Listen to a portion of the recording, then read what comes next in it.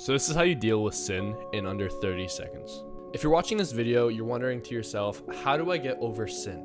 How do I get past this step that I can't get past? Why do I keep falling back into sin? Why am I stuck here? I myself have fallen into sin, and I myself have repented over and over again. But why do we keep falling back? Even after we go to God, why do we keep falling back into sin like lust? Best way to end something is to starve it. Give it no reaction. Starve the sin. Starve the devil. Starve lust. It'll die out. You must not feed the sin with your own thoughts, because that's where the power lies, in your own thoughts. I like to think about it like this. It's a pretty basic saying, but where attention goes, the energy flows. So the more you think about it, the more you fuel and feed this sin, this thought, the more energy it has.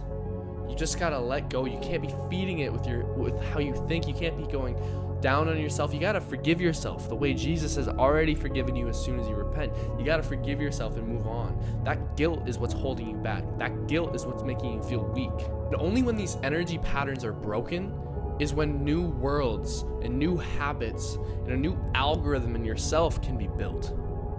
That's the only time. This next one is for more than just sin. It's even for people in your life. Never return negative energy. Never. You must remove yourself from that negative energy, and only when you remove yourself can you create that new pattern. One thing that's really helped me with sin is anytime I get those thoughts, anytime I think anything lustful or anything I think something hateful, I think, wow, I am fueling the devil.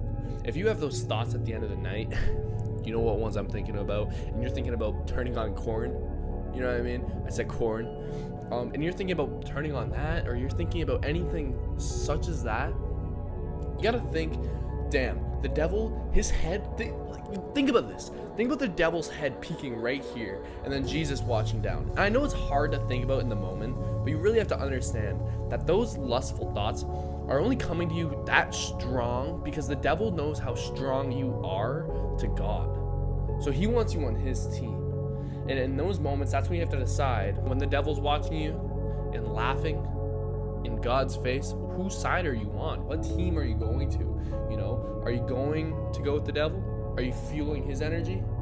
Or are you sticking with God? And when you master the ability to move on from lust and sin, that's the only time you can move on to anything outside of that. You have to master yourself in a spiritual form before you can master yourself in the outside world. It's the end of it. That's all that there ever will be, is when you master your love with God, the rest of the world will become yours.